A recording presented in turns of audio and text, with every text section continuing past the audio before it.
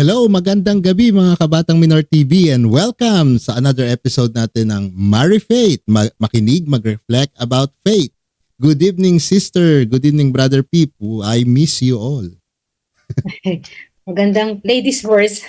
magandang gabi po mga ka-Marry Faith na panibago na naman po tayong episode ngayon. Marami tayong matututunan kaya stay tuned po. Kuya, meron ako na-miss pagsalitain natin. Ano? Ayun. Minamiss po akong kasamahan natin. Ngayon ko lang ulit nakita. Merry Christmas po, sister. Merry Christmas po. Hello po mga ka-Marry Faith, na-miss ko po kayo at di bali ng huli pero andito naman, sister. Yan. Nako sister, maganda ang ating topic ngayon at napapanahon dahil sa Pasko, di ba? So, but anyway, bago natin simulan ang ating programa, kagaya ng ating nakagalian sister, simulan natin ang ating programa sa pamamagitan ng isang panalangin. Brother Pip. Sama-sama po tayo mga ka-Marry Faith. Ilagay natin ang ating sarili sa presensya ng Diyos at tayo'y manalangin. Sa ngalan ng Ama, ng Anak at ng Espiritu Santo. Amen.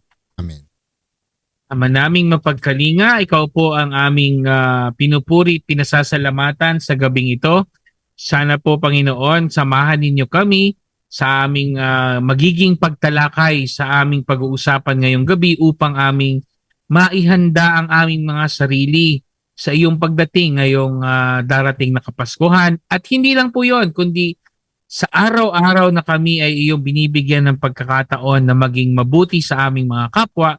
Sana, Panginoon, itong aming mapag-uusapan ngayong gabi ay makatulong at maging aral sa amin at maging daan at gabay ng aming panibagong buhay at parang paghahanda na rin sa darating na bagong taon. Sana, Panginoon, gawaran mo rin ng kaliwanagan ng isip, hindi lang ang mga makikinig, kundi kami ring magkukwentuhan, mag-uusap, lalo na yung aming guest ngayong gabi. Sana po, Panginoon, tinataas namin at hinihiling namin na gawaran mo kaming lahat ng mapangunawang puso at bukas na pag-iisip para sa aming mga maririnig ngayong gabi. At saka, Panginoon, sasama ko na rin po yung hiling ng bawat isa na nanonood, nakikisa, at yung manonood pa ng team replay sa palabas na ito. Tinataas namin ang lahat ng ito sa pangalan ni Jesus na aming Panginoon ngayon at magpakailanman. Amen. Sa ngalan ng Ama, ng Anak, ng Espiritu Santo. Amen. Nako, sister. Ayan. Excited. Excited. At doon sa mga shoutout muna natin yung ating mga nanonood sa atin, si Tita Glo Pila, si Leonora Resurrection, at sa mga sumusubaybay sa atin sa iba't ibang social media pages na ating mga social media partners. Maganda. At by the way, Sister Pearly, Brother Pip, batiin natin ng belated Happy Fiesta ang mga nagdiriwang ng piyesta kahapon, Immaculate Conception. Opo. So marami po tayong anong parokya po 'yan. Siyempre ang aking parokya ang sa Malolos, ang Immaculate Conception parish, at saka po siyempre yung parokya po ng ating guest ngayon. Baka kasi magpadala pa ng tirang menudo, suman, lechon. Po. Actually, baka sister, po naririnig po. Actually, sister, tinatanong ako kung hindi raw ako nakarating. Hindi kasi ako interesado sa lechon. Gusto ko yung paksiw. Yung lechon paksiw? May lechon paksiw ba yung guest natin? Sayang, di ako makakatikim. Mamaya tatanong po natin. Okay po. Kuya Pip, di ba ngayon, alam natin na marami ang nagkakasakit. Ako nga po ngayon, masakit ang aking lalamunan. Kasi lumalamig na. Kaya po yung ating pag-uusapan ngayon ay tungkol sa ating bakit malamig. Ito pong malamig na ating nararamdaman ay tanda na papalapit na ang Pasko. Kaya ito po ang ating pag-uusapan ngayong gabi. Ano nga ba ang pinagdiriwang natin, paano ba natin pinaghahandaan ang Kapaskuhan. Mhm. Po, ito yung kultura natin na kahit saan ka makarating, hahanap at hanapin din. Ano po? So ano nga ba ang ating pag-uusapan? Introduce na po natin, Kuya. Kayo na po magpakilala sa ating guest. Di ko po yung kilala eh. Nako! Ito po ay kilalang-kilala namin ni Kuya Alan dahil nung kami nag-aaral, sister, kami po yung magkakasunod sa upuan. Alphabetical order, no? Si Kuya Alan, tapos si Father Jojo, tapos may isa, tapos ako. Nako wag na natin patagalin. Tanungin na natin ang parish priest ng Immaculate Conception Pandi, Father Jocelyn Jojo San Jose. Father, may Yan. paksiw na ba? Pasko paksiw, Pasko paksiw. May paksiw na po ba, Father? Okay, so magandang gabi po sa inyong lahat, mga kamarife, no? At yung paksiw po wala, kasi wala po ako nakaing lechon dito sa amin. Opo. Pero Father, Pero pag daw po yung nakilitsyon minuto, opo, pag minuto Nakilitsyon inilit naman na ako, masarap. So, yun po, maraming salamat po sa inyong pagbati at sa lahat ng mga nakipista sa amin, nakibahagi sa kasiyahan namin dito bilang isang parokya sa Pandi. Kaya po, syempre, pagbati po sa lahat ng mga kaparokya ko dito sa Immaculate Conception Parish sa Pandi, Bulacan. No, lalo na po din sa atin pong naging katuwang, yun pong mga kasapi ng Fiesta Committee na pinangungunahan ni Sister Remy Esperidion. Maraming salamat po. Okay po. So, apo, Father, salamat po sa pagpapaunlak sa aming paanyaya. Ano po, kasi talaga po naghahanap kami ng mga eksperto kasi po kami po ay mga mga marites. Hindi po namin masyadong alam, kaya tulungan niyo po kami at ang mga katikista na maging mas makahulugan po sa amin ang pagdiriwang o pagkakaroon po natin ng simbang gabi. Ano po, bilang paghahanda natin. So yung sa Advent season po, nakapaloob po itong simbang gabi. Tulungan niyo po kaming maliwanagan po. Father, ano po ba ang simbang gabi? Ano po bang kaibahan nito sa Misa de Gallo? Salamat po. Yan na lang yung tanong nyo. Kasi kanina sabi nyo malalaman ngayon ba't malamig. Sabi ko naligaw yata akong program. Mukha ka kung hindi yata ka ako tungkol sa pananampalatayang gusto itanong ni sister. Gusto yata tungkol sa weather. No? Yun po, siguro yung maganda po maunawaan natin, batay po doon sa ating pag-unawa, no, yung Misa de Gallo po ay yun po yung nakaugalian natin bilang mga Katoliko na Pilipinas na tayo ay gumigising ng maaga para po magsimba, no. Kaya po yung tawag po rito, yung Kastila pong pangalan ay Misa de Gallo. Yung misa, di syempre, yung misa, gaya ng simbahan. Tapos de Gallo po, ibig sabihin ng tandang. Misa ng tandang. Kaya dun pa lamang po, doon sa pangalan, maliwanag na po kagad sa atin na ito ay sa madaling araw. Kasi po, ang ibig sabihin noon, tandang, ba't ba sinawag na misa ng tandang? Kasi hindi po ba sa umaga, nung hindi pa naman uso yung mga alarm clock, no? Sila po yung alarm clock ng kalikasan, no?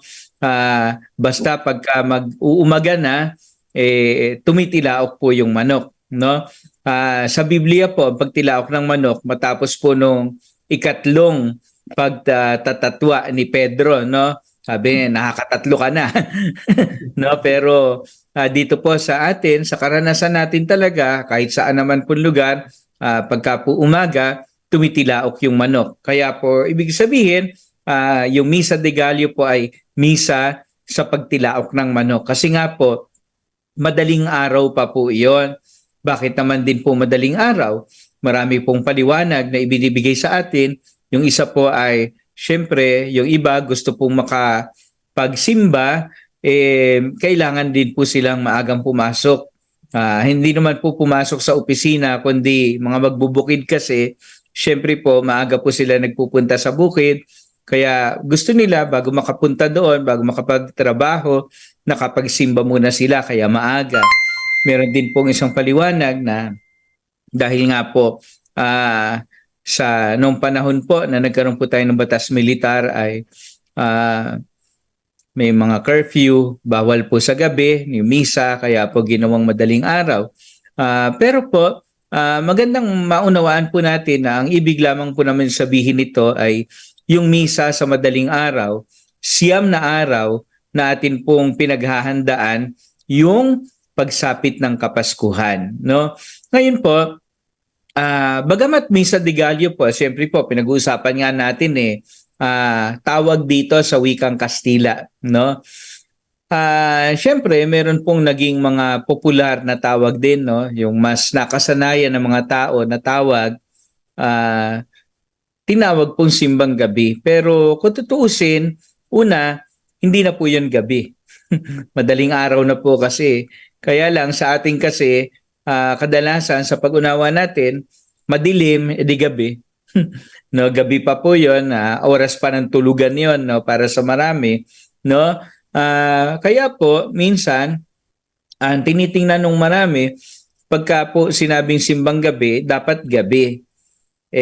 Nung tatandaan ko po nang bago ko sa parokya, syempre po nagsisimula po yung misa dahil marami pong mga kapilya na kailangan misahan, meron pa pong araw, no. Nagsisimula na yung misa alas 4:30, alas 5, no. Sasabihin po nung iba, ba't pwede ba raw ba mas late kasi raw tawag daw simbang gabi pero may araw. Sabi ko po naman, kung lahat po kayo gabi, mapapatay nyo po yung pare kasi wala na ho talaga pahinga hanggang madaling araw na po yun, ano. Yun po, no, kaya po tinawag na simbang gabi. Pero po maganda maging mulat po tayo doon sa pag-unawa na yung Misa de Gallo po ay yung madaling araw. Hindi po pwedeng tawagin Misa de Gallo yung gabi, no?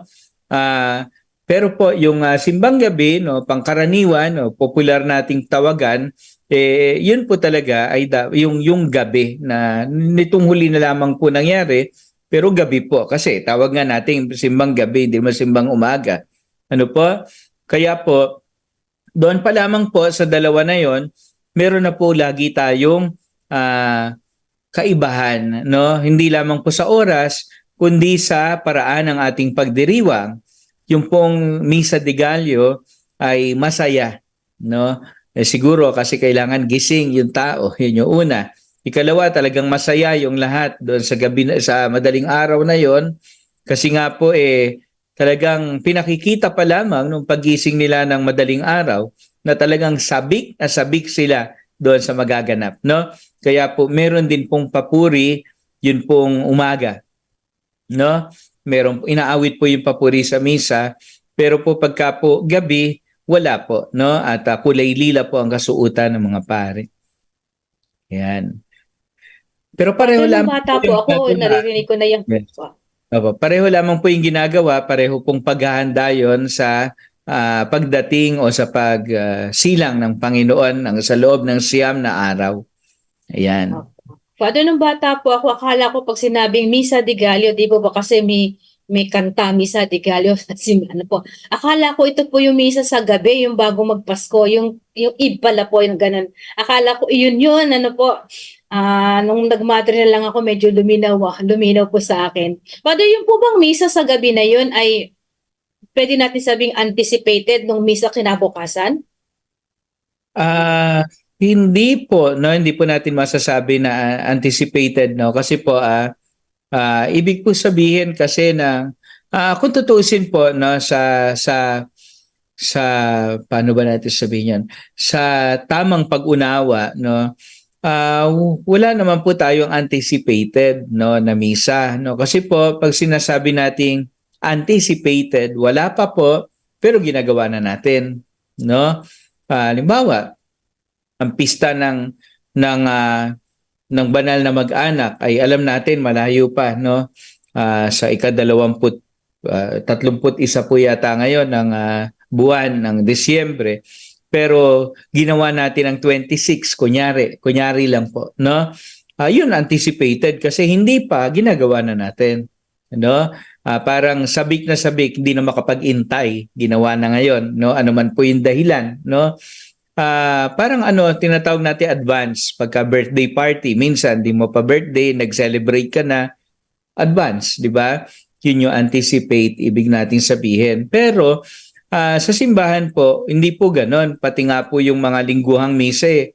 Kagaya po ngayon, galing po ako sa ilang kapilya namin dito sa aming parokya.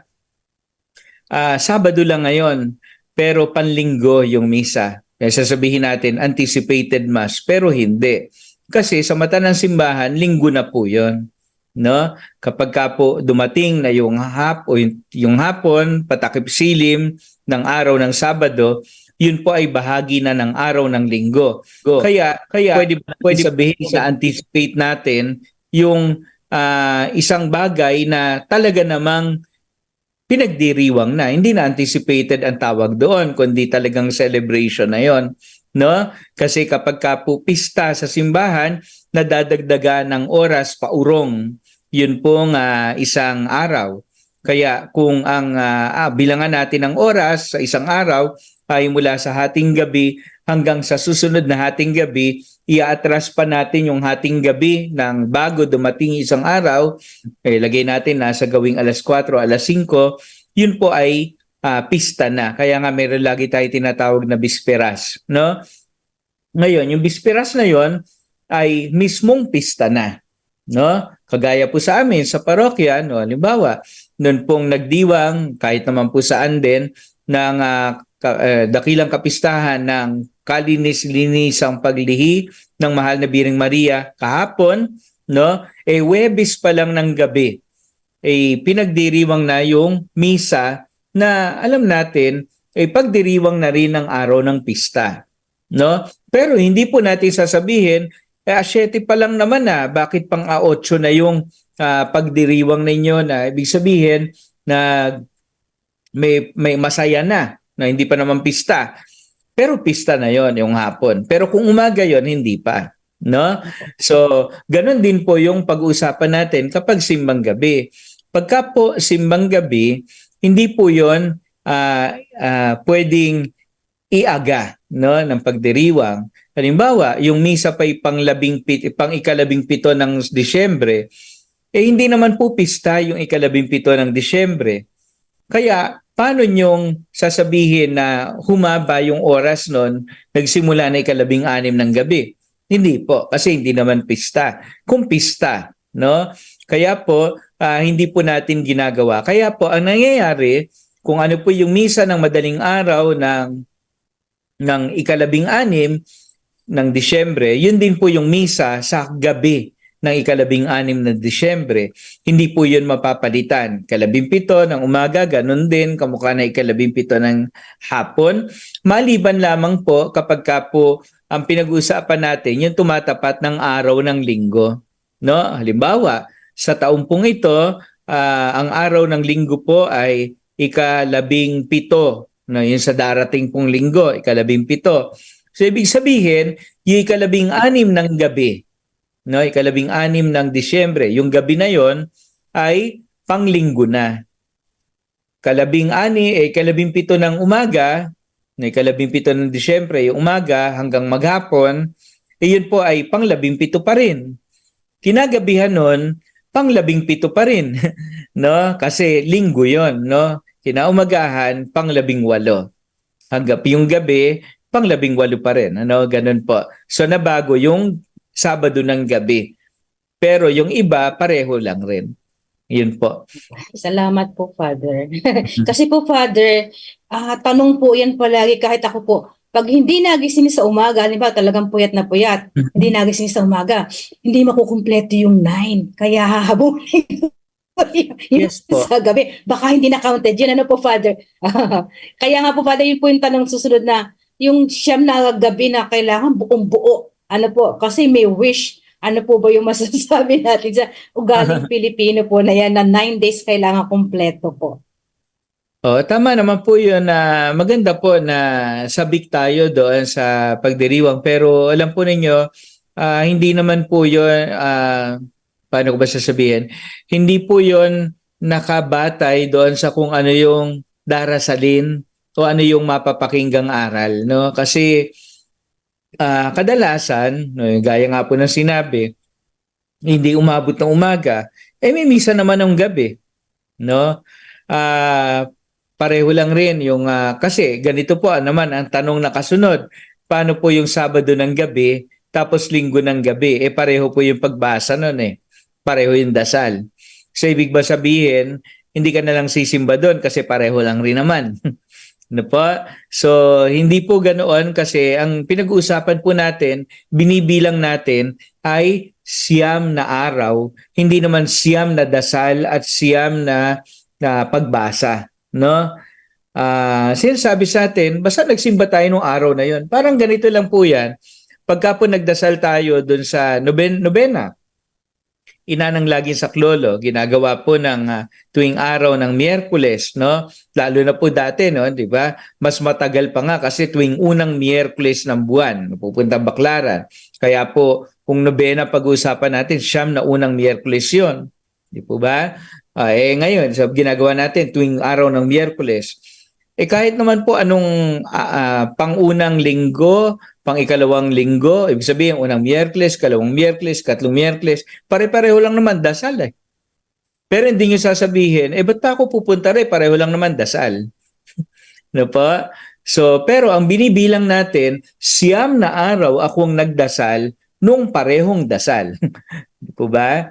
So, ganun din po yung simbang gabi. Binibilang lang natin, ilang araw tayong nagdasal. Ano po? Hindi rin ilang beses kasi pag ilang beses, pwedeng sa loob na maghapon, sabihin nyo, nakatatlong misa ako, kaya po 3 araw na katumbas nun. Hindi. Ang pinag-uusapan araw, 3 araw na nagdasal. Ano po? Ngayon, simbang gabi, siyam na araw na nagdasal bilang paghahanda doon sa kapistahan ng pagsilang ng Panginoon. No? Kaya anuman po yung pagbasa, anuman po yung dasal, naghanda pa rin tayo. Siyam na araw pa rin po yun. Ano po? Ito, Kuya Pip. Kuya Alan. Actually, Sister Pearly, meron akong tanong kay Father regarding doon sa salitang binanggit niya, yung paghahanda. No? Father, meron bang, total, yung Christmas ay isa sa, not pinakamataas, but one of the most awaited celebrations sa simbahan din natin bukod sa Easter Sunday, yung pagsilang ni Jesus. Father, meron ba tong special na paghahanda para sa mga mananampalataya? Usually, 'di ba, pag bago magsimba, sabi nila, mag-abstain ka at least an hour na hindi ka kakain, kumbaga yung mga ganung preparation. Meron bang something special pag Pasko na dapat na ginagawang paghahanda ang mga Katoliko bago magsimba? Paghahanda na yun, di ba? So, marami tayong levels ng paghahanda. No? Yung unang level ng paghahanda ay yung pagsisimula ng panahon ng Adbyento. Di ba? Yung meron tayong korona ng Adbyento, 4 na kandila, sumasagisag sa 4 na linggo bago ang araw ng Pasko. No? Tapos, linggo-linggo, sinisindihan yun hanggang sa lahat, meron ng sindi. Kasi padagdag ng padagdag linggo-linggo. Yun yung una nating paghahanda. Ikalawa nating antas ng paghahanda yung sa mga simbang gabi. Kung tutuusin, kapag binilang po natin doon sa aklat dasalan ng simbahan, doon sa misa, yun po ay 8 araw lang. No? Mula po kasi ka-17 Pag nagbilang tayo, 17, 18, 19, 20, 21, 22, 23, 24, wawalo lang po yun. No? Kasi po sa simbahan, ang talagang sa tradisyon ng Roma at sa mga unang Kristiyano, ang talagang pagdiriwang maging yung paghahanda 8 araw. no? Kasi yung 8 araw ay nangangahulugan ng kawalang hanggan, no? Kaya nga po, di ba, natatandaan ninyo pagka nagkadiwang tayo ng Pasko, yung susunod na linggo na pareho rin ang araw nung Pasko, ang tawag natin oktaba. Kasi 8 araw 'yon, no? Bakit sinabing pagsasalarawan 'yon ng mga Kristiyano ng kawalang hanggan? Kasi yung linggo, halimbawa linggo, Lunes, Martes, Miyerkules, Huwebes, Biyernes, Sabado, linggo ulit. Parang gusto sabihin umikot na, no? At dahil umikot, ikot ulit pagkaraan, ikot ulit, no? Kaya walang hanggan kasi paikot-ikot lang, no? Hindi natatapos, no? Ngayon, kung ganun po yung ginagawa sa pagdiriwang ng mahalagang kapistahan, ganun din yung ginagawa sa paghahanda, 8 araw din, no? Kaya 17 lang nagsisimula. Yung mga Pilipino, no, na manayata natin yon sa mga Kastila, mahilig tayo sa nobena, gusto natin 9, ayaw natin 8. Wala naman sigurong kaugnayan sa 9 na buhay ng pusa, no? No? Pero gusto sabihin sa atin, mahilig sa 9 na araw, kaya nga tawag natin novena. Kasi 9 na araw, no? 9 yung 9, kaya 9, di ba? 9 na araw na paghahanda, kaya nagdagdag tayo ng isa. Ayaw natin magsimula ng 8 lang, kay 17, nagsimula tayo kay 16. Kaya nga mayroon pang kilalang kanta, di ba? Yun ang titik nun, sabi 16 ng Disyembre, ding dong, di ba? Kasi nga, sanay tayong 9, no? Ngayon, ang problema, paano pagkagabi nagsimula? No? Yung ika-9, pista na yon, Pasko na. No? Kaya nausog na naman mula ika-16, naging ika-15 pa. Paggabi. No, paggabi nagmimisa para 9 na gabi rin yung paghahanda bago yung Pasko. Pero pagka po umaga, ika-16 ang simula, no? So yun po. No, So ibig sabihin ba nun, Father, next Friday magmimisa ka na ng pangsimbang gabi? Dahil 15. Oo, magsisimula na. Ina-announce na kanina . Yun. Yun nga, Father, kaya ko lang po nililinaw din. Kasi, Father, bukod sa topic natin ngayong gabi, Sister, meron po kasing nagtanong sa akin kahapon, Father, yung mga, malamang nanonood sila ngayon, no? Yung mga taga Bible Apostolate. Sabi, paano yung, Kuya Pip, wala pala ngayon, next week, paano yun?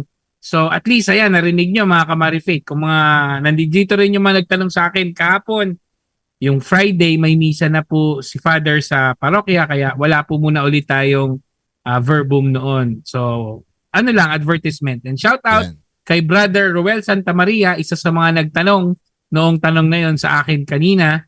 So, happy viewing sa iyo, Ayan. Brother Roel. Kaya dahil nag-shoutout ka, sisingit na ako, Sister, Father. Shout out kay Doc Christian Robles. Sabi niya, magandang gabi po sa inyong lahat. Ayan, Doc Christian.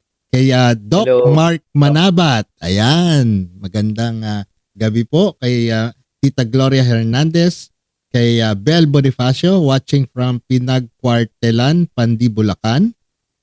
Kay Esper Ulpindo. At maraming salamat kay Ate Rodora Kambal. Nagbigay siya ng stars. At kay Melody Cortel. At Laura Sibayan. Ayan. Gandang gabi po. Okay po, Father. Thank you po na lumiwanag na po sa akin bakit sa Christian prayer sa 17 nagsisimula. Kasi ang talagang ang simbang gabi ay only in the Philippines lang po. Ano po, Father? Tayo lang po ba sa Pilipinas, Father, yung may nobinang gantong simbang gabi? Hindi po natin masasabing sa atin lang, baka mamaya kasi kagaya ko po, no, nung ako po ay nadala doon sa ibang bansa, yung po mga Pilipino doon po sa Italia, nagsisimbang gabi rin sila, no. Shout out din po sa mga taga Milan at taga Roma na sumusubaybay din po sa atin ngayon. No, meron din po silang simbang gabi, ano. Kapag atin pong tiningnan nung sa may gawi po ng Amerika, meron din po. Kaya hindi po natin sasabihin dito lang sa Pilipinas. Marahil, masasabi po natin yung mga Pilipino, no? Kasaan man sila magpunta, dinadala kasi nila yung nakaugalian dito. Kaya meron din po doon. Tapos, pwede rin po natin sabihin na kung yun nga po, limbawa, ay nagsimula sa Kastila, ay malamang meron din sila. Pero, ang maliwanag po ron, hindi lahat gumagawa. No? Hindi lahat gumagawa, kaya ibang lahi wala noon. No? Yung sa atin po, yung simbang gabi, kung pag-uusapan natin ay naghahanda ba yung iba bago magpasko? Oo, naghahanda po sila. Kaya nga po, kahit doon sa aklat dasalan natin, doon sa simbahan, nakalagay naman mula ika-17 ay may paghahanda. No? Yun nga lamang, hindi po nila yon tinatawag na simbang gabi. No? Kasi sa kanila, basta makasimba anumang oras na maghapon, pagsisimba, pagdarasal, paghahanda pa rin para sa pagsilang ng Panginoon. No? Kalawa po, 8 araw kadalasan sa kanila, sa atin siyam. No? Dahil nga po sa kahiligan natin magnobena, meron pa rin naman po kasi isang dahilan kung bakit nobena yon, no? Yung sa pamasko. Kasi ang pinag-uusapan natin, pagsilang ni Jesus. Pinag-usapan natin pagsilang. Alam naman natin, no? Alam ko si sister hindi naman makaka-relate, no? No? Si Brother Pip tsaka si Tito Alan, hindi rin makaka-relate, pero mas makaka-relate sila kaysa sa amin ni sister kasi may asawa si Tito Alan sa si Pip. No? At alam natin, bago isilang yung isang bata, 9 na buwan sa sinapupunan. No? Kaya po, ibig lang sabihin nun, pinapantay natin yung pong 9 na araw na paghihintay natin sa pagdiriwang ng Kapaskuhan, ang pagsilang ng Panginoon, doon sa 9 na buwan na dinala ng mahal na Biring Maria si Jesus sa kanyang sinapupunan. No? Parang isang araw, ang katumbas ay 1 buwan. No? So yon. Kaya po, parang maganda na rin naman po yung atin pong ginagawa para makita rin po na talagang parang si Maria rin naglalakbay 9 na araw para sa atin, 9 na buwan para kay Maria. No. Father, Napaka-symbolic talaga ng mga Pilipino, no, Tito Alan. yes, May- Brother Pip, Sister Pearly. Actually, share ko lang, dito sa US, nagulat nga ako kasi dito sa Portland, Archdiocese of Portland, na-acknowledge na yung simbang gabi. Actually, this coming December 10, meron kaming commissioning mass with Archbishop Sampol. Parang yun yung launching nung simbang gabi for this year. At nagulat din ako, merong commissioning mass din sa iba't ibang state. Kagaya ng Washington, sa pabay nakita ko, California. Nagsisimula ng kumbaga makilala yung simbang gabi dito sa United States. At nakakatuwa naman kasi yan kagaya na sabi ni Father, 'di ba? Tayo mga Pilipino gusto natin dinadala yung ating kumbaga pananampalataya sa iba. So, yun. Father, tama po ba intindi ko? So parang tayo po sa Pinas, so yung simbang gabi tawag natin, 9 days po yon. Pero sa liturgy, sa katulad na binanggit niyo po kanina na 17 talaga ay nagsisimula na po yung kumbaga parang yung mas tutok na paghahanda para po sa pagsilang ng Panginoon. So, may katumbas din po pala sa ibang, kumbaga sa ibang lahi, hindi nga lamang 9 days. At ipinangalanan natin yung sa atin na simbang gabi, kaya only in the Philippines yung the word itself na simbang gabi. Tama po. Totoo po yan, no? Yun pong sinasabi natin kanina, kung papalalimin pa natin, yung pinag-usapan natin na paghahanda, halata naman po no? Kasi sinasabi naman sa atin, siguro narinig na rin po ng iba na nagsimba sila na nakalipas na linggo na sa pasimula po ng Adbyento, meron pong 2 yugto yung Adbyento, no? Yung panahon ng pagdating ng Panginoon. Yung una po, yung pagtanaw natin doon sa ikalawang pagdating ng Panginoon, no? Yung kanyang pagbabalik, no? Kaya po yung mga pagbasa, makita ninyo, sabi, ala ko ba magpapasko na, naghahanda na tayo, malapit na, pero bakit yung mga pagbasa wala naman tungkol sa Pasko, no? Tungkol nga sa wakas ng mundo yung mga naririnig natin, no? Kaya po, yun po kasi, no? Yung una, kasi kaya nga ang tawag natin, panahon ng pagdating ng Panginoon. Wala naman sinabing panahon ng pagsilang, no? O paghahanda para sa pagsilang, no? Sabi lang pagdating. Kaya yung una, yung susunod na pagdating, no? Tapos si ikalawa, tsaka tayo nagbabalik tanaw doon sa unang naging pagdating, yun yung pagsilang, no? Yun nga lamang, sasabihin natin, kung tutusin, hindi naman talaga yung tuwirang paghahanda. Bakit? Tapos na eh. Pag tapos na, hindi na pinaghahandaan yun, no? Pero pinagdiriwang natin. Kaya nga, ang nangyayari talaga ay pinaghahandaan natin yung ating pagdiriwang ng kapistahan ng kapanganakan ng Panginoon, no? Tapos para po mas maging makulay para sa atin yung paghahanda na yon, ay binibigay sa atin ng mga pagbasa at ng mga panalangin doon sa misa yung mga nangyari o mga naganap bago dumating yung pagsilang ng Panginoon, no? So yun po yung sinasabi natin kanina mula ika-17 ng Disyembre, ang mga pagbasa po ay tungkol doon sa mga tagpo o mga naganap bago yung pagsilang ng Panginoon. Yan, kaya doon natin marinig yun, nagdalang tao si Elizabeth, nagdalang tao si Maria, nagkita si Maria at si Elizabeth, isinilang si Juan, no, isinilang tsaka pa lamang isinilang si Jesus, no? So yun po, yung lahat ng mga nangyari bago isilang ang Panginoon, pinakikita na sa atin para bang kung gulang na lang sabihin, uli ka, gusto mo review tayo. Isipin natin kung tayo kaya nasa panahon na bago isilang ang Panginoon, paano natin makikita unti-unti yung unfolding ng mga pangyayari, no? So, yun po yung mga ginagawa natin para naman pagdating ng pagsilang, sabihin natin, ayan, sa wakas, dumating din tayo dun sa pinakarurok nung pagdiriwang. Kaya pala may paghahanda para mas maunawaan natin yung nangyari nung huli. Ano po?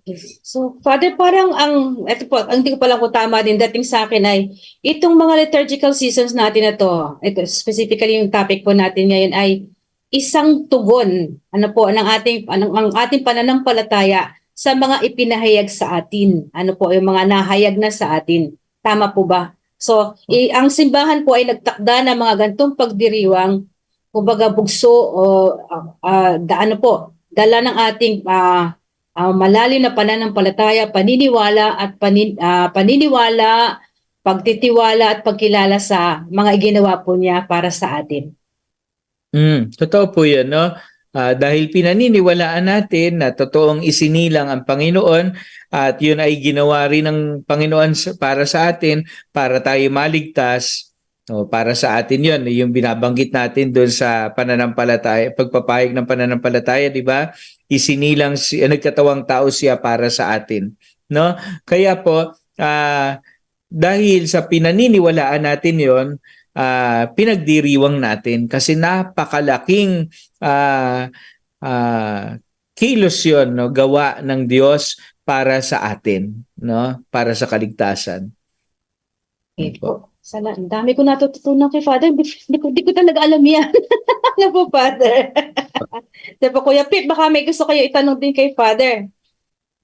Sister, ang maganda, yung ating mga nanonood, ayan, ang dami nagko-comment, oh.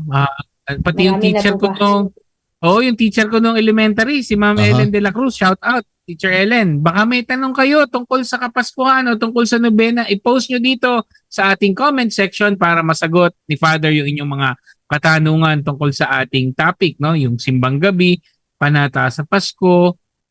Kita nyo, nakita natin yung symbolism nung bakit sa atin 9 days, bakit sa ibang bansa 8 days lang, sa atin 9 days. Kasi symbolic of the 9 months na pagdadala ng Father, ang tanong ko naman, medyo related naman doon sa mga activity na nakikita sa mga parokya.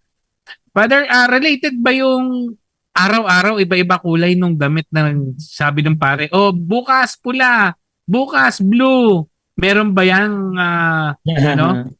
hugot? Bakit ganong kulay? Wala naman, no. Ang mahalaga kasi ron hindi naman yung suot no nagsisimba. Ang mahalaga ron yung suot ng pare. Sa yung damit doon sa paligid sa simbahan, ano. Dahil ang tinitingnan natin doon, no, doon kasi bumabatay kung ano yung pinagdiriwang, hindi doon sa suot na nagsisimba.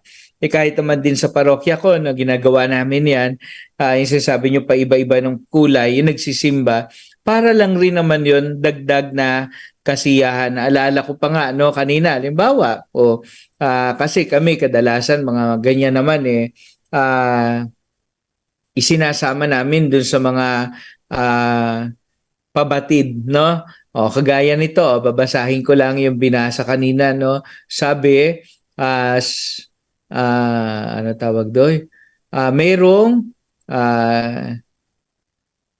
ayan, ito. Sa ating pagbibigay, no, hindi din po dapat maging hadlang. Teka, ito, ayan. Simulan ko muna rito, pasensya na. Mayroon pong mga mungkahing kulay ng kasuutan sa bawat simbang gabi. Tapos, sa bandang huli, may binanggit sa atin na hindi naman dapat na maging hadlang sa pagsisimba kung walang maisusuot ayon sa kulay na iminumungkahi, no? Ang mahalaga, alam natin yung pinaghahandaan natin at nais nating kumpletuhin yung siyam na gabi, no? Parang gusto lang sabihin, maganda kasing ano yun parang sa ibang nagsisimba. Una, alam niyo naman, lalo na si sister hindi rin makare-relate doon kasi hindi naman nila may habit sila no? Pero yung ibang mga babae, alam niyo naman yun, ang hirap magdamit kasi ang tagal mamili, nagninilay pa yata kung ano isusuot, no?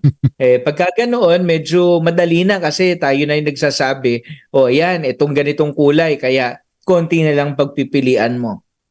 No, ikalawa, magandang makita na yung mga kasama mo nagsisimba ba pare-pareho kayo ng suot. 'Di ba? Minsan tayo nga hindi naman tayo nag-uusap tapos magkapareho ng suot, sasabihin niyo ay yan ba color of the day ngayon kasi pare-pareho tayong suot, no? At sa isang banda, no, nung ako po ay napunta sa isang parokya dati, tumutulong pa ako, wala pa ako dito sa parokya ko sa Pandi, nasa seminary pa po ako.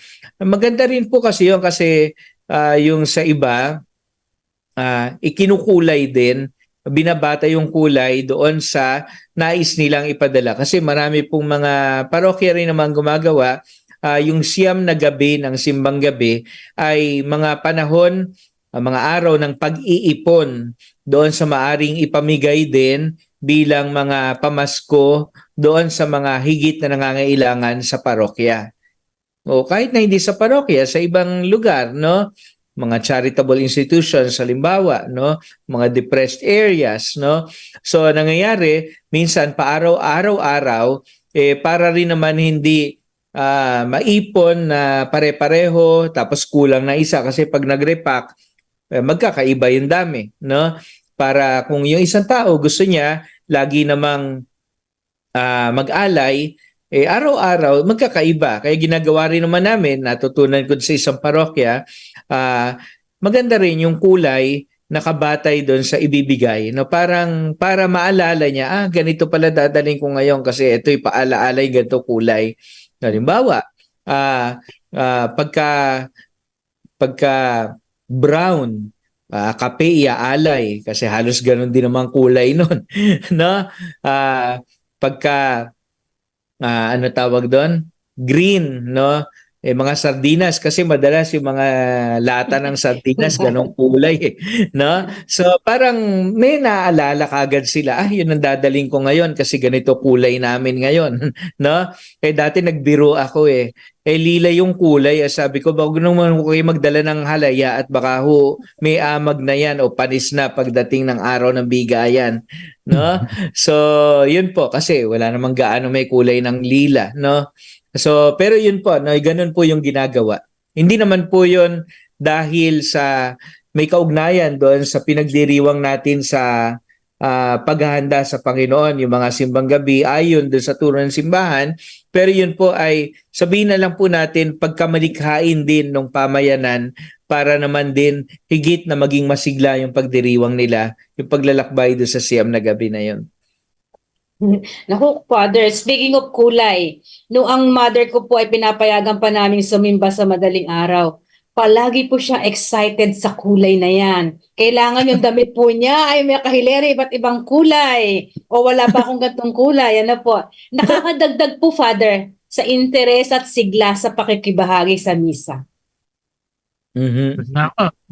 Sister, may follow-up question lang po ako, Father, no? Bakit kulay pa din regarding sa kulay? Kasi hindi naman sa interesado ako sa kulay, pero Father, bakit po yung kulay ng Advent na suot ng mga pari na stole kakulay din noong suot ng pari pagka Lent? Kasi 'di ba violet, dila, bakit po violet? 'Di ba pag Lent, violet malungkot, violet. Pagka Christmas dapat masaya, violet pa din.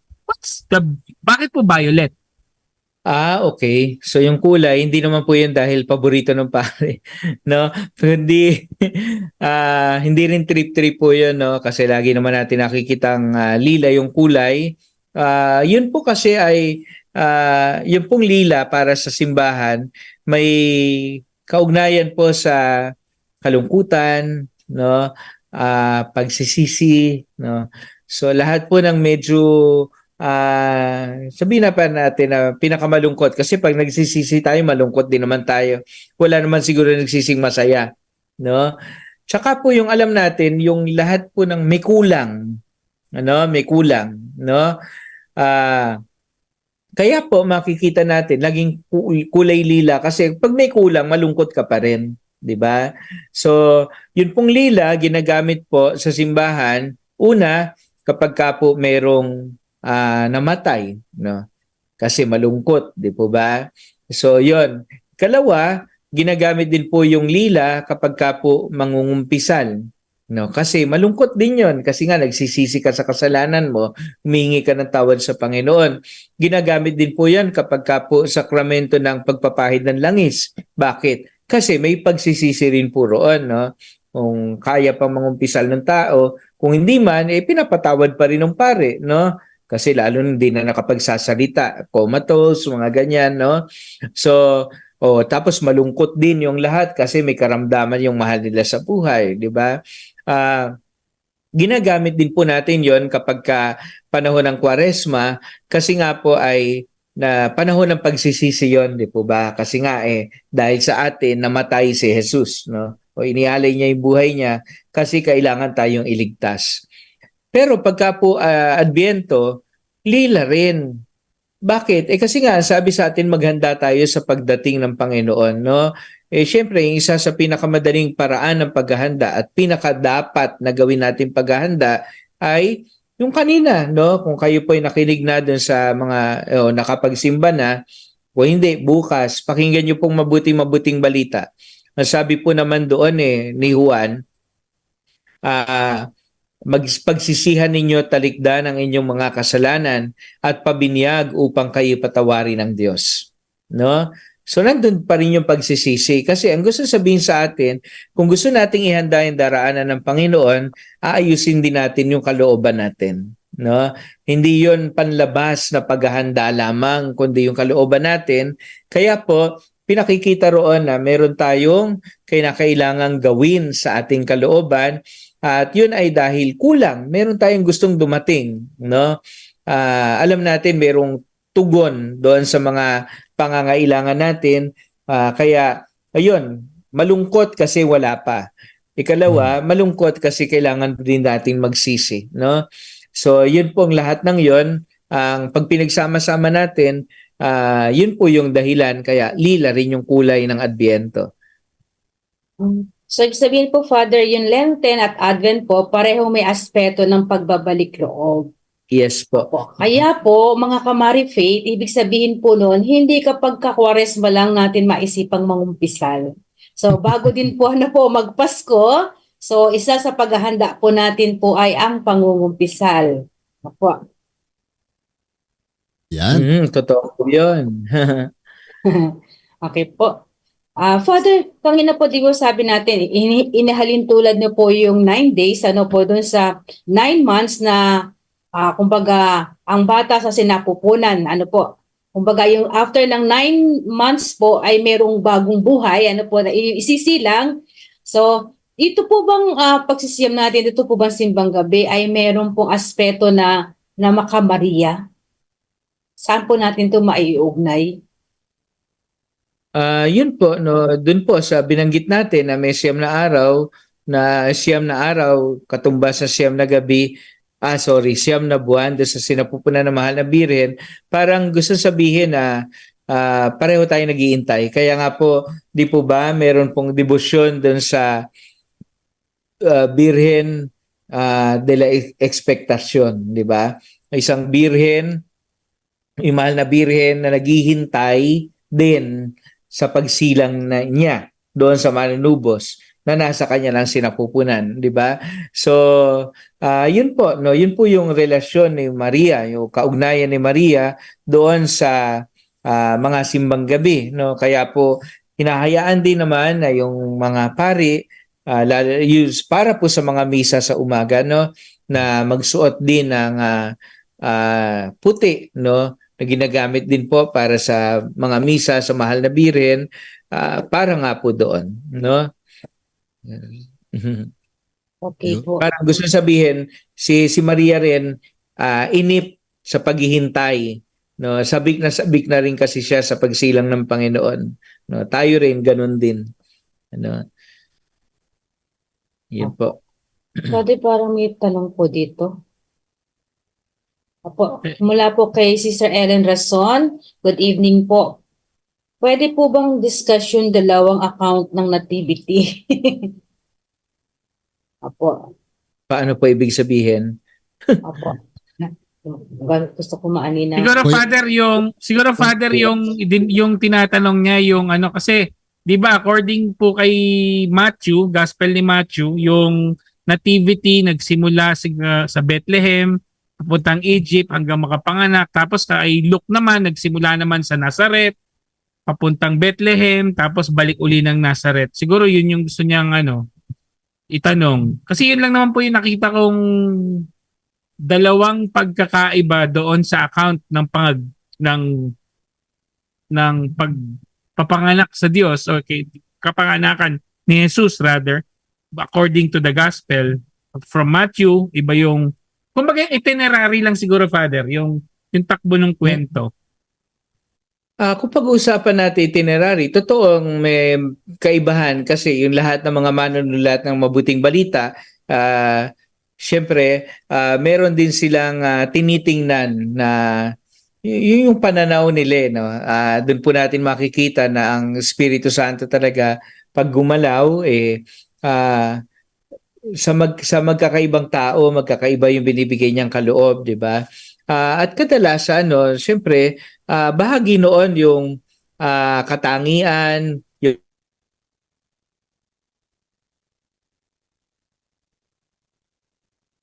Wala si Father. Nag-freeze si Father. nagsimula doon sa Bethlehem, no? Wala kasing binanggit sa atin tungkol doon sa paano tawag dito? Walang binanggit doon sa mga pangyayari bago yung yung pagsilang ng Panginoon, bukod sa sinabi lang na naginip, pwede sinabi ko nasaan, no? Kaya kung titingnan natin yung tagpo na mapasisimulan natin sa Bethlehem, no? Yun namang isa, dahil sinimulan doon sa kung nasaan si Maria, doon nagsimula sa Galilea, sa Nazareth, no? Yung Bethlehem kasi nasa Judea, no? Sa may gawing south, yung Galilea north, no? Wala naman po na nais na ipakita sa ating pagkakaiba doon, kundi sa kung ano yung gusto rin nilang patungkulan, kasi syempre para sa mga Hudyo po ang mahalaga po ay Bethlehem, no? Yung doon kasi isinilang si Haring David, no? Judea kasi nandun din yung templo, no, sa Jerusalem, no? lahat po ng yan, nandoon po yun. Ito pong si San Lucas, hindi naman niya yun concern kasi ang nais niyang makinig sa kanya o bumasa doon sa kanya isinulat ay mga hindi naman Hudyo, no? Kung tutuusin, meron pa rin kasi baka mamaya yun din yung gustong itanong, no? Meron pong dalawa rin kasing tala ng talaang kanan, no, ni Jesus. Pamilyar po tayo doon sa binabasa sa atin kay ika-17 ng Disyembre, pero dalawa po 'yon. Yung isa po ay kay San Mateo, isa ay kay San Lucas. Yung kay San Mateo po yung binabasa pagka po ika-17 ng Disyembre. Yung kay San Lucas hindi po binabasa. Kasi baka mainis na tayo. Yung kay San Mateo nga lang inis na yung iba na inip na, hindi na mainis, no? Inip na kasi puro pangalan, wala namang kwento, 'di ba? Si ganito, ayan, tingnan natin sa ebanghelyo. Sabi, ito ang lahi ni Jesucristo, tapos si Abraham ama ni Isaac, si Isaac ama ni Jacob, na ama ni Juda at ng kanyang mga kapatid, at kung sino-sino pang mga pangalan, 'di ba? Yun po yung kay San Mateo, pero pagka tiningnan natin kay San Lucas, meron din pong binabanggit soong iba. Yun po naman matatagpuan natin doon sa ikatlong talata, kabanata, patutuusin, ano? Ganun din, no? Ito naman si Neri anak ni Malki na anak ni Adi, si Adi anak ni Kosam, no? Puro ganun din. Yun nga lang yung isa pabaliktad, no? Yung isa mula dun sa taas pababa, no? Ito yung tatay, ito yung naging anak, ito yung naging anak, ito yung naging anak. Yung isa naman mula kay Jesus, pataas ang pataas, no? Ito yung anak, ito yung tatay niya, ito yung tatay niya, ito yung tatay niya, ito yung tatay niya. Pero magkaiba sila ng dulo, no? Parehong si Jesus yung kabilang dulo, pero yung isa nagsimula lang kay Abraham, yung isa kay Adan. No, yung kay San Lucas po kay Adan natapos, no. Parang gusto niya kasi talaga mas all-embracing, 'di ba? Yung kay Abraham kasi Hudyo yung gustong patungkulan ni San Mateo, kaya gusto niya sabihin si Jesus anak ni Abraham. Pero itong si San Lucas, dahil mga pagano o mga hindi Hudyo yung gusto niyang patungkulan o gusto niya magbasa sa kaniyang sinasabi at gusto niya sabihin, itong si Jesus, kamukha natin yan, no? Kasi anak din niya ni Adan, no? Tao rin yan, no? Kaya po ganoon, no? Yun yung kay San Lucas. Yeah. Baka lang Magkaiba lang gusto niya sabihin. magkaiba lang pala, Father, ng audience kasi, no? Nung sinulat, magkaiba ng audience. Okay. Yan. Pero ang importante ron, mga ka-Marifate, yung mensahe nung panahon, yung mensahe nung Kapaskuhan, yung importansya ng pagdating ng Panginoon, at mas mahalaga yung sinabi ni Sister kanina, yung sa paghahanda, mangumpisal. Amen. At Kailangan- Father, nandito kailangan si Carl. Yari na naman ako. Hindi pa tayo nagkikita. Father, may tanong po ako. Kasi medyo kakaiba ang Christmas season natin ngayon, especially yung liturgical events, ano. Kasi, di ba, yung 4th Advent ay papatak ng 24. Tapos 24 Christmas Eve din. So, parang so ibig sabihin pala, Father, pag nagsimba ako ng 24 for the 4th Sunday of Advent, okay nang magpas ako ng 24 ng gabi. Okay, or I have to attend the midnight mass. Kung tutuusin, no, yung kasing Sunday obligation, kailangan maging malinaw sa atin. Pinag-usapan natin doon ay Sunday, sumisimba ka na araw ng linggo, di ba? Kaya lang dahil yung kinabukasan, pistang pangilin din, inaasahan din, sisimba ka rin doon. Di ba? So, kung titingnan natin, yung misa ng araw ng linggo, 24, yun ay linggo. Fourth Sunday ng Advent, di ba? Ika-4 na linggo sa panahon ng pagdating ng Panginoon. Pero yung gabi, misa na yun na pamasko. Di ba? Kaya ibig sabihin, kung misang pamasko yun, kung kinabukasan di ka man makasimba, na-fulfill mo yun kasi nakapagsimba ka nung gabi, nung linggo. 'di ba? So, yun yung ibig sabihin sa atin nun. Kasi yung gabi ng linggo ay Pasko na. 'Di ba? So, hindi naman yun panlinggo na eh. Pangkapasko na yun. No? Kaya makikita naman natin doon sa mga pagbasa, yun yung pinagdiriwang na kapistahan. 'Di ba? So, kaya yun, nagagawa pa rin natin. Yun. Sana po nasagot natin yung mga tanong, no, mga Kamari Faith, no. Sana naging malinaw sa inyo yung inyong mga katanungan doon sa inyong mga ating Oo. mga napagkwentuhan, napag-usapan, 'di ba? Amen. Ako sister, teka, shout out muna tayo. Sabi ni Cecilia Rueda Villamin, opo, parehong violet pero iba po ang shade. Yung isa lila na mas matingkad at yung isa yung mapusyaw. At sabi ni Rosita Hernandez, gandang gabi po, Father.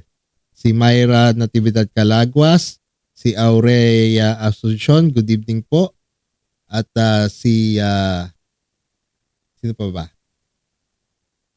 Ito, She Sampana Chavez. Sabi niya, gandang gabi po, Father Jojo, Sister Pearly, Kuya Pip, Kuya Alan. Watching from Santissima Trinidad Parish. Ayan. Good evening po. Wow. Hello po. Oy, tsaka yung mga kakulay ni Sister, si Sister Carol Bondok, good evening. Si Mother Cecil, hello, good evening po sa inyo. Yes. Salamat po sa inyong panonood. Si Sherwin Tolentino, Betsy Makawili, Ram Tejana, hello po sa inyo. Rosita Hernandez, Nerissa Celeste, Myra Calaguas, again, thank you po no, sa panonood. Si Soli Santiago, at si Elma Kabantog. Maraming salamat po no at nakasama namin kayo ngayong gabi. Sister. Opo. Ay, napakarami ko pong natutunan kay Father. Ano po parang habang nagsasalita si Father, umiikot sa isip ko po yung nakakatuwa po pala talagang maging Pilipino. Ano po?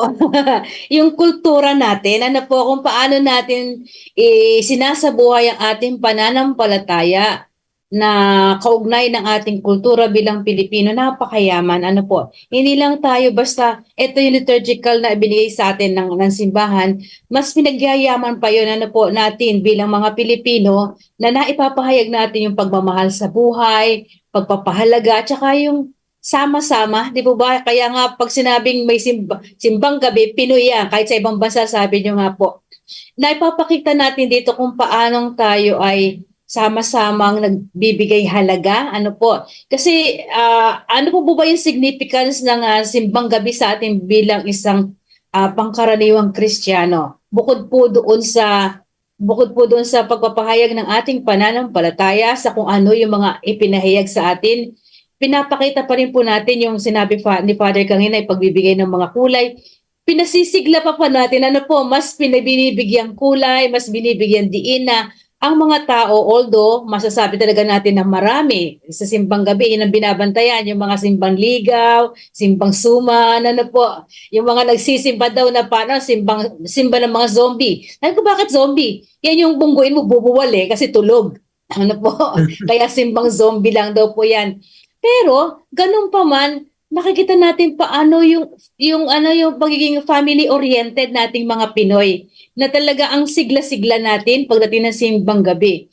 Kaya lang, sana po mga Kamari Faith ay bigyan natin ng laman, bigyan natin ng kilos, ano po, yung kumbaga yung pagpapahayag natin ng ating pananampalataya sa pamamagitan ng pakikibahagi sa napakagandang pagdiriwang liturgical celebration natin, bigyan natin ng laman na hindi after ng simbang gabi, walay na. Ano po? Ano ang naidulot sa atin ng simbang gabi? Hindi lang doon sa wish, kundi after ng simbang gabi, ano yung nabago sa atin? Ano yung dumagdag sa atin? Ano yung binago para sa atin? Ano po? So, yun po yung sana isang pagninilayan natin. Magandang topic po yung simbang gabi, hindi lang po informative. Sabi nga, hindi lang po informative, kailangan po ito ay transformative. Ano po? Magtatransform sa atin at hahanapan po tayo kaya ay kinakailangan magkaroon din po ng maging ito'y maging isang performative din. Ano po? Hindi lang informative, kailangan transformative and performative. ano po, masigla ang simbang gabi only in the Philippines. Amen. Tama, Sister, sister. hindi lang masigla 'yon. Mhm. Ano po? Considering tayo yung pinakamahabang magdiwang ng Ng ng Christmas. Pasko. Yan. Pero September pa lang hanggang January pa, no? Hindi Pero alam mo sister, bukod doon sa sinabi niya, Father Jojo, isa pang napag-reflectan ko kanina habang nagkukwento ka kung gaano natin sineselebrate dito sa Pilipinas o tayong mga Pilipino ang Kapaskuhan. Tayo how much more pa kaya kung sa Pilipinas pinanganak si Jesus, paano pa kaya natin i-celebrate yun, no? Ito nga, nakikiselebrate lang tayo dahil hindi naman dito pinanganak si Jesus eh. Ganito na natin i-celebrate yung birthday niya. Paano kaya kung dito pa siya pinanganak? Ano kayang celebration ang gagawin na all year round kaya? Ano kaya, di ba? So, Amen. napaisip lang, Brother Alan, Tito Alan, napaisip lang ako bigla. Amen. Ako naman, ang reflection ko, yung simbang gabi, ang natutunan ko doon sa mga explanation ni Father Jojo, no, na makakatulong din pala sa akin yon na parang, kumbaga parang tinuturuan tayo na actually dapat nagsisimba araw-araw, di ba? Parang ganun yung dating sa akin. Na one way of sinasanay mo yung sarili mo na palagi ang magsimba. Hindi lang araw ng linggo, kundi araw-araw. Kasi may narinig din ako na yung simbang gabi din, nabasa ko rin sa history niya, di ba, na para sa mga magsasakay, yung sabi rin ni Father Jojo na bago magtrabaho, humihingi muna ng grasya sa Panginoon sa pamamagitan ng pagsisimba. At magandang ano sa atin yon, magandang kumbaga practice or simula na kasi mamaya Father minsan pag hindi natupad yung wish dun sa simbang gabi, hindi na magsisimba. Di ba? Parang gano'n. Hindi po sa wish yung depende po yun kung bibigay po sa atin ni Lord o hindi. Di ba? Alam ni Lord kung ano yung para sa atin. Kung ano yung maganda para sa atin. Kaya walang wish dun sa simbang gabi. But anyway, parang yun lang yung dating sa akin, yung practice. At sabi ko nga kanina, yung dito sa Archdiocese of Portland, naging isang kumbaga ay isang tool yung pagkakaroon ng simbang gabi dito kasi doon na nagkakaroon ng pagkakataon yung mga Filipino communities dito na magsama-sama. Kasi yung simbang gabi dito ay meron sa Salem, meron sa Northeast Portland, meron sa Beaverton. Hiwala-hiwala yon na sabay-sabay na may mga simbang gabi. Depende sa kung anong lugar. So, yung commissioning mass, nagsasama-sama kami, isang buong Filipino community sa Oregon at nagiging kumbaga masaya kasi pagkatapos nun may kainan. Merong potluck. Ayan. Kaya nagiging tool para mag-bind pa yung mga Filipino communities dito sa Portland. Totoo yan, Tito Alan. Sa totoo, ginagamit ko rin yun. Sabi ko nga, yung sinabi mo na pagtuturo yan para magsimba sila araw-araw. Sabi ko yan, kung nakaya nyo siyam na araw, kaya nyo pa sa mga susunod, lalo yung mga araw ng linggo. Kasi minsan naman, linggo nga na may miss eh. Di ba? Hindi nakasisimba yung iba. Ba't ito kahit pangkaraniwang araw nakasisimba tapos dadahilan lagi may pasok. Bakit iyon? Di ba? Araw ng pasok yun, nakasimba. Hindi naman holiday yun. So, ibig sabihin, kung kaya, talagang pag gusto, kakayanin, gagawa ng paraan. Di ba? So, yun po yung una. Kalawa rin po, no, yung mga dagdag na lamang doon sa mga kanina natin na pag-usapan, nais din po ipakita sa atin ito yung element of sacrifice. No? Meron tayong binibigay, hindi po pwedeng lagi na lang hingi. Kung tutuusin, no, yung simbang gabi ay pagtitiis yun eh. No? Meron po tayong sinasakripisyo, syempre yung oras na gusto mo na lang sana manood ng teleserye. Gusto mo na lang sana mamahinga. Gusto mo na lang sana kumain na agad. pero hindi mo magawa o anuman, mamasyal, no? Hindi mo gagawin kasi alam mo meron kang gustong mas gawin, no? Mas gustong gawin, no? Yun po, no? Kaya doon makita natin priority, mas pipiliin ko to, yung pagsisimba kaysa doon sa isa. Meron katatalikdan, no? Tapos siguro ikatlo, no, meron akong niisip din kanina tungkol diyan sa mga nabanggit, no? Yun bang totoo yun, no? Yung sabi ni Brother Alan kanina, yung mga kulay, yung mga ganyan, pampasigla yun. Naalala ko nung minsan, may nakasama ako mga Pilipino dyan yun sa US, no? Sabi sa akin, Father, pwede ba magsusot kami ng Pilipiniana? No? Lamig. Ko barong. Saya. Magsusuot daw sila. Talaga, paano nyo po susuot yun? Talaga kakayanin nyo baka ako? Kasi malamig, no? Sabi, hindi raw, tatakpan din, magko-coat din daw sila pagkaraan. No? Ibig sabihin, nasa loob yung barong, tapos meron ding coat sa labas. Sabi ko, paano makikita yun? No, parang ang punto ko lang, pero ginawa nila. Ang punto ko lang doon, meron pa rin kasing talagang identity, sense of identity natin ng mga Pilipino na kahit na nasa ibang bayan, gusto pa rin natin maramdaman natin Pilipino tayo. 'Di ba? Kaya yung sabi nga, kung ano yung ugali natin dito, dinadala natin sa ibang lugar, yung pananampalataya natin dito, dinadala natin doon. Gusto natin pati kasuotan natin. Kumbaga, dala rin lang natin yung isa, tangay na natin lahat. No, pati yung damit, gusto natin para ramdam natin Pilipino, no? Walang gaanong nakakakita kung ano yung suot nila, pero sa kanila, yung pakiramdam nila, suot nila yun eh. No? At dahil doon ramdam nila Pilipinong-Pilipino sila. Pilipinong Katoliko, no?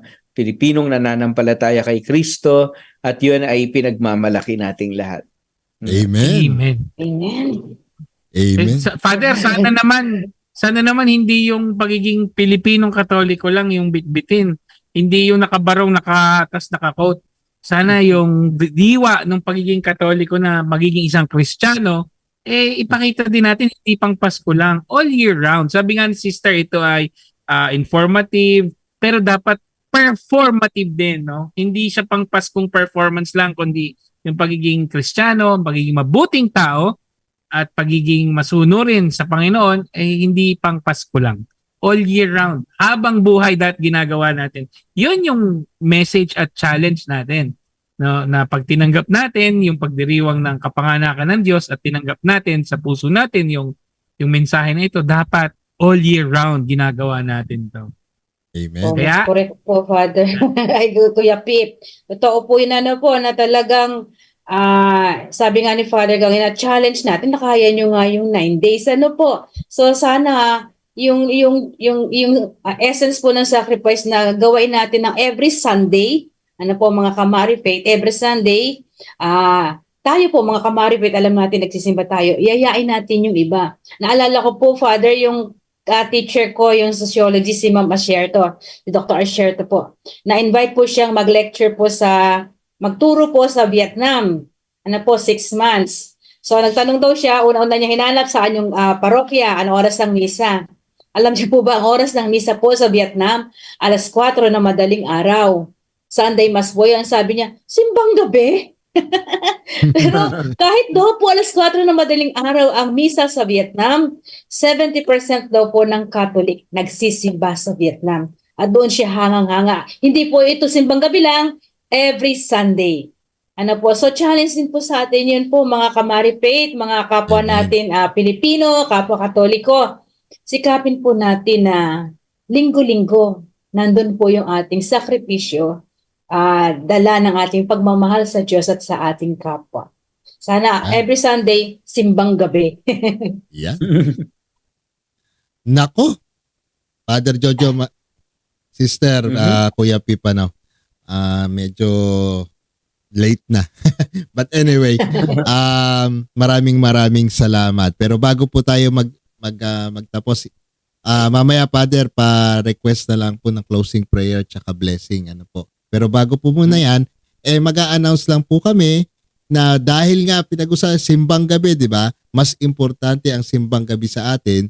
So sa susunod pong Sabado ay wala po tayong Kriska tsaka Verbum na sinabi na ni Kuya Pip. Kasi gusto nating bigyan ng daan yung ating pagsisimbang gabi. Di ba Kuya Pip? But may Yes. announcement pala po ako. So, sorry po. Pinaalala pa naman sa akin. Ano po, sa mga, para po sa lahat, yung ating pong pagdiriwang, ano po, ng ating 50th anniversary ng Paska po, Father, 50. Uy. 5 dekada na po ang Paska next year. Ano po. So, February 10 po ay ang launching natin. Ano po, dahil February, unang tinawag na Paska. Ano po, ang mga katikista. Okay po, pero ang founding date po natin ay December, ang unang Pasko sa Paska. So marami po tayong celebration, ano po. So unang-una po ay meron tayong mga contest. Uy. Deadline po ng submission po sa logo making contest po ay sa January 15. Ano po, Ayun. yung logo po na to na mananalo, ito ang gagamitin nating logo sa celebration. Na po, meron tayong mga slogan making, meron tayong painting, meron po tayong songwriting na magiging theme song ng Paska.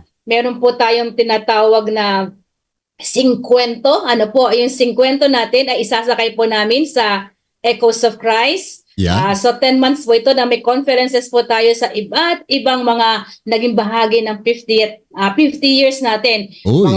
Yung mga founding members, ano po, yung mga past directors, mga catechists, iba't ibang kwento maririnig natin sa Echoes of Christ. Meron din po tayong tinatawag na Paskabuhayan. Ano po, kung paano tutulungan po natin ang ating mga less fortunate na mga katekista na magkaroon ng maliit na kabuhayan. Ano po. So marami po tayong aabangan. Kaya please po makipag-ugnayan kayo sa inyong mga vicarial officers, parochial officers para po sa mga informasyon. At yun po, Father, kasing slogan na logo making contest po namin is open po for all. Yung pong aming songwriting contest is open for all. Yung aming pong slogan is for catechists only. Yung aming pong painting ay for catechist students only. So, kumbaga marami po itong masaya at makabuluhan po ang ating magiging taon 2024. Pagdiriwang from February to December ang ating 50th o 5 dekadang pagdiriwang po. Nako, maganda, pupunuin natin ng mga programa. Punong-puno ng programa ang Paska at yes, katulong ninyo ang Batang Minor TV para ihatid yan yung mga information na ganyan. At syempre, mga programa, kung anong maitutulong namin, nandito lang kami. Diba? So, yun na po. At isa pang announcement, Kuya Pip, sa birthday mo, December 30, magkakaroon tayo ng online recollection. Yan, ang ating speaker ay si Brother Randel Serrano. Yan, maganda ang topic natin doon sa online recollection. Kaya abangan nyo po yun. At ano pa announcement natin, Kuya Pip? Siguro yun lang, no? Iniimbitahan namin kayo na bago magtapos ang taon, tayo ay makapag-reflect, makapag-recollect, no? At isabuhay yung ating mga natutunan para yung 2024 masimulan din natin ng maganda. Kasama na yung itong gabing ito, no? Sana nakapag-reflect kayo na hindi lang, alam mo yun, sabi nga natin dito, hindi lang ngayon magiging mabait, hindi lang ngayon magiging Kristiyano, all year round magiging Kristiyano tayo. Siguro yun Amen. lang, no, ang ating announcement for may this isa pa. program. May bago tayong segment. Yung bagong segment natin every first Saturday, yung Misyo. Kasama natin doon ang Pontifical Mission Society at ang Dominos S. Every first Saturday po. At abangan po ninyo yon yung mission natin. Kamustahan tayo sa mga Filipino communities abroad. Yan. Yun ang ating Misyo. Mga kamisyo. Kuya Pip. Nako, Father Joe, nako, baka pwede namang maglambing dyan sa'yo ng isang pa-prayer ngayong gabi. Okay. Nais ko rin batiin muna itong mga sister, mga RCM sisters natin. Pista po nila sa darating na Martes. Yan, December 12. Nakalimutan ko pa. Father, Father, baka dyan na tayo, baka dyan ka na makatikim ng Father, baka lechon. dyan ka na makatikim ng lechon paksiw sa Martes. Punta po kayo. Punta po kayo. 10:00 po ang misa po. Pagdiriwang po ng kapistahan ng Malabiran ng Guadalupe. Yan. Meron po konting merienda at meron po, namimigay po kami ng roses kapag feast po ng Our Lady of Guadalupe. At 13 po is our Mamimigay foundation ng day. lechon. Mamimigay ng lechon. Baka sakali, may magregalo. So mawakas po tayo sa pamagitan ng panalangin sa ngalan ng Ama at ng Anak at ng Espiritu Santo. Amen. Maraming salamat, Panginoon, sa biyaya ng kaligtasan na iyong pinamala sa amin, lalo na sa pamamagitan ng pagkakatawang tao ng iyong anak. No?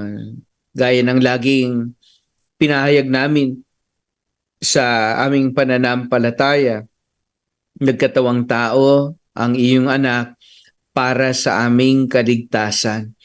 Ito ay isang napakalaking biyaya para sa amin dahil alam namin sa aming sarili, hindi namin kayang mailigtas ang aming sarili at ang aming kapwa. Nawa po, Panginoon, sa amin pong pagdiriwang na ito ng panahon ng Kapaskuhan na nariyan na lamang sa isang tabi, kami ay higit una na makapaghanda. At ikalawa, makapagdiwang dahil sa mas nakikita namin ang kahulugan nito at ito ay makatutulong din para sa aming kabanalan.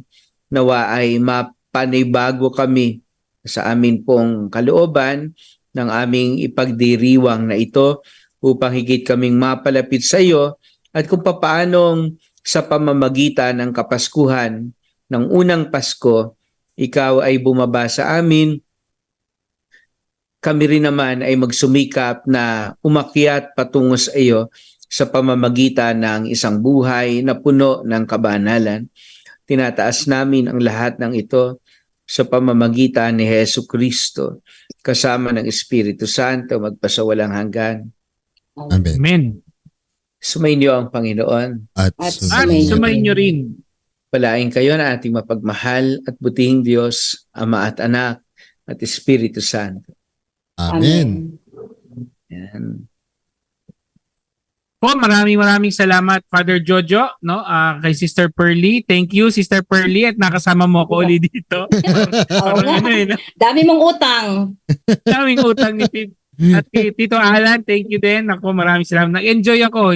At least humabol sa huling palabas ng Maripate for the year. However, kita-kita tayo next year ulit. Tuloy-tuloy yung mga programa. May bago pang program. Sabi nga ni Tito Alan, yung Verbum, yung Marifate, Echoes of Christ, Misyo, tuloy-tuloy po yan. At sa December 30 Recollection. Katulad ng aming, babatiin na rin namin kayo ng Merry Christmas. No? This is our last Yes. broadcast for the year. Merry Christmas from Marifate. At sabi nga namin dito sa Batang Minor TV, we bring Christ closer to you and we try to bring you closer to God. Kaya Merry Christmas po and happy weekend po sa inyong lahat. God Merry bless po. Christmas! Mas po. Thank you po, Father.